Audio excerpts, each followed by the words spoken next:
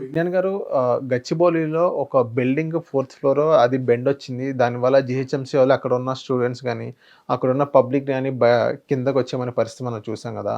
అసలు ఏం జరిగింది సార్ అక్కడ? సిద్దిక్ నగర్ గచ్చిబౌలిలో ఒక బిల్డింగ్ ఇలా ఉంది. పక్కకు ఒరిగింది నైట్ 8:30 ఆ టైంలో. సడన్గా ఇట్లా ఒరిగేసరికి అందరు ఇలా భూకంపం వచ్చినట్టు ఫీల్ అయ్యి, పాపం హుస్సేన్ అనే అబ్బాయి పైనుంచి దూకేశాడు ఏదైనా అయిపోద్దేమో అని. అబ్బాయికి గాయాలయ్యాయి, హాస్పిటల్లో చేర్పించారు. మిగతా 30 మంది పరుగు తీసి కిందికి వచ్చేసారు. ఆ యజమాని స్వప్న అంట. ఆవిడేమంటుందంటే ఆవిడ కంప్లైంట్, ఎప్పుడు మంది మనం అంగీకరించాం సీరియస్లీ చెప్పాలంటే. పక్కోడి మీదనే నిందలు. పక్కోడు ఆ బిల్డింగ్ కట్టి ఎక్కువ గుంతలు తీశాడు, అందుకు మాది ఇట్లా ఒరిగింది, మాకు వాటి చేత నష్టపరిహారం ఇప్పించండి. ఊర్లో పొలాలు గిలాలు అమ్ముకొని బిల్డింగ్ కట్టుకున్నాము, ఇప్పుడు మేము వద్దంటే మా పిల్లల పరిస్థితి ఏంటి, మా పరిస్థితి ఏంటి అని ఆవిడ గొడవ. ఏం చేస్తున్నారంటే నాట్ ఓన్లీ గచ్చిబౌలి, వేరే ఏరియాస్లో కూడా నేను చెప్తున్నా. మన హైదరాబాద్లో ఉన్న పరిస్థితి ఏంటంటే, ఒక ఇండివిజువల్ హౌస్ మనకు ఉంది అంటే దాని మీద లోనో గీనో పెట్టి ఏదో ఒకటి చేసి పైన కట్టేస్తున్నారు. అంటే ఇంట్లో కూర్చొని సంపాదించే బిజినెస్ ఇది, రెంట్. ఓకే, నువ్వు ఎన్ని డబ్బాలు కడితే అన్ని డబ్బాలు రెంట్లు నీకు. పైన కట్టేటనే ఉంటావు, అసలు ఎలా కడుతున్నావో ఎందుకు కడుతున్నావో కూడా నీకు తెలియదు. నువ్వు చాలా బిల్డింగ్స్ చూడు మా ఈ కాలనీస్లలో, లోపల ఇరుకిరు కాలనీస్లలో ఏ షేపు ఎటుంటుందో కూడా తెలియదు. కట్టేస్తూనే ఉంటారు. వాళ్ళ అదృష్టం కూలిపోవట్ల నిజంగా చెప్పాలంటే. కొన్ని అంటుకొని కూడా కట్టేస్తున్నారు చాలామంది. ఇప్పుడు ఎట్లా ఉంది పరిస్థితి? నువ్వు పర్ఫెక్ట్, నువ్వు అంత పెద్ద భవనం కట్టాలి అంటే సివిల్ ఇంజనీర్లు ఎందుకున్నారు ప్రపంచంలో? వాళ్ళ జాబ్లు ఏంటి?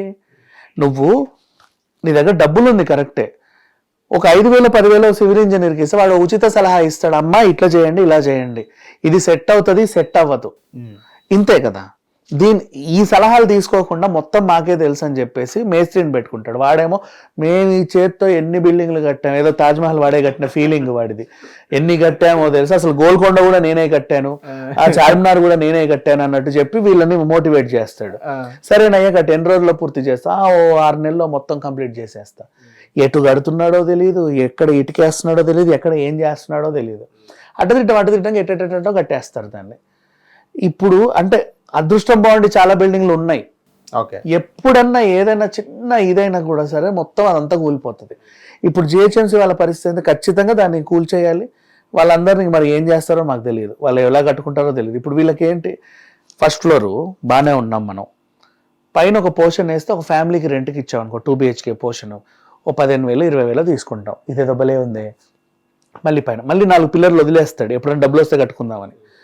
మళ్ళీ పెంచుతాడు, మళ్ళీ 4 పిల్లర్లు వదిలేస్తాడు అట్ట పైన, ఎప్పుడైనా డబ్బులు వస్తే కట్టుకుందామని. ఇన్ని చేస్తాడు కానీ ఒక 5,000 10,000 ఇచ్చి సివిల్ ఇంజనీర్ దగ్గరికి ఎవడు వెళ్ళడు. వాళ్ళు ఎందుకున్నారు సివిల్ ఇంజనీర్లు?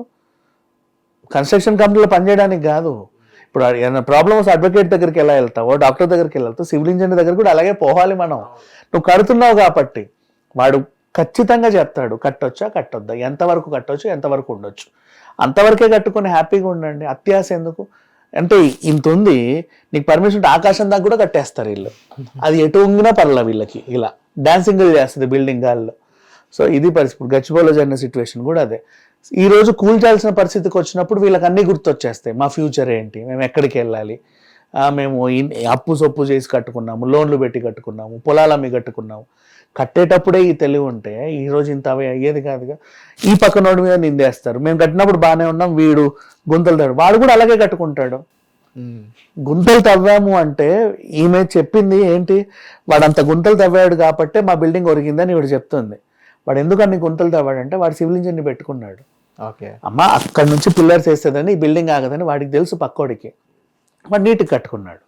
నువ్వు ప్లాన్ లేకుండా కట్టుకున్నావు కాబట్టి ఇటు వస్తే అటు వస్తే ఇటు అయిపోయింది. అది ఇది ఓవరాల్గా జరిగింది. బట్ ఇంకా నష్టం వాళ్ళది, ఇంక వాళ్ళు ఇంకేం చేయలేరు. సింపుల్గా చెప్పాలంటే హైదరాబాద్ వచ్చి కూల్చేసింది అనుకోండి, ఇంకంతకు చేంజ్ చేస్తాం. ఓకే, థ్యాంక్ యూ విజ్ఞాన్ గారు. హిట్ టీవీ యాప్ ని డౌన్లోడ్ చేసుకోండి. ఇందులో short news, live news, entertainment movies అన్ని అవైలబుల్ గా ఉన్నాయి. Please download hit TV app. Hit TV యాప్ని ఫ్రీగా డౌన్లోడ్ చేసుకోండి.